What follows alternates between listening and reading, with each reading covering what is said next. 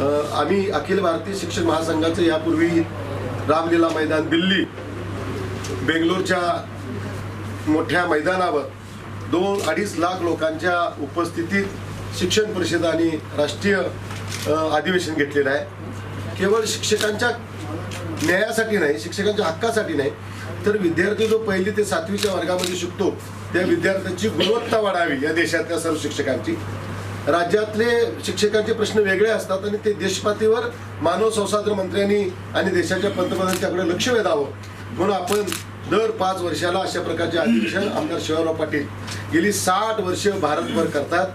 गेल्या 60 वर्षात त्यांनी भारतातल्या सुमारे 20 लाख शिक्षकांना या चळवळीत जोडून महासंघाच्या अनेक शाखा वेगवेगळ्या राज्यात आहेत. यावेळी हे शिक्षक अधिवेशन दिनांक 9 फेब्रुवारीला सकाळी 11 वाजता बोडकेश्वर मंदिर देवस्थानचं मैदान आहे आपल्या म्हापश्यात, या म्हापश्याच्या मैदानावर हे मोठं अधिवेशन राष्ट्रीय शिक्षण परिषद होते आहे. या ठिकाणी या शिक्षण परिषदेला अण्णांच्या नेतृत्वाखाली भारतातल्या सर्व राज्यातून सुमारे 1.5 ते 2.25 लाख प्राथमिक शिक्षक त्या ठिकाणी उपस्थित होत आहेत. उद्या 9च्या सकाळी 10 वाजता हे कार्यक्रम सुरू होईल. दुपारी 2 वाजेपर्यंत हा कार्यक्रम असेल.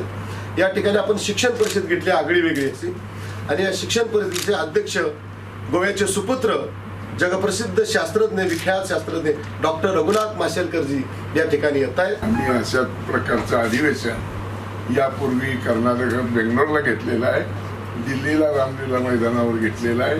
प्राथमिक शिक्षकाचं जीवनमान उंच व्हावं, त्यांना स्वास्थ्य लाभावं, त्यांच्या समस्या सुटाव्या आणि मुलांना चांगल्या दर्जाचं शिक्षण मिळावं, मुलांची गुणवत्ता वाढावी या दृष्टीनं हे नियोजन या अधिवेशनाचं आणि शिक्षण परिषदेचं घेतलेलं आहे. या शिक्षण परिषदेला मुद्दाम होऊन आम्ही वेगळ्या आगळ्या पद्धतीनं या माशेलकरांना पाचारण केलेलं आहे. इथलेच माशेलकर गोव्याचे आहेत, मोठे जागतिक कीर्तीचे तत्वज्ञ आहेत. 1.5 लाख शिक्षकांचं उद्बोधन व्हावं, त्यांना चांगलं मार्गदर्शन मिळावं, शिक्षणामध्ये त्यांनी कशा पद्धतीनं झोकून घेऊन काम केलं पाहिजे याचं मार्गदर्शन या शिक्षण तज्ञाकडून व्हावं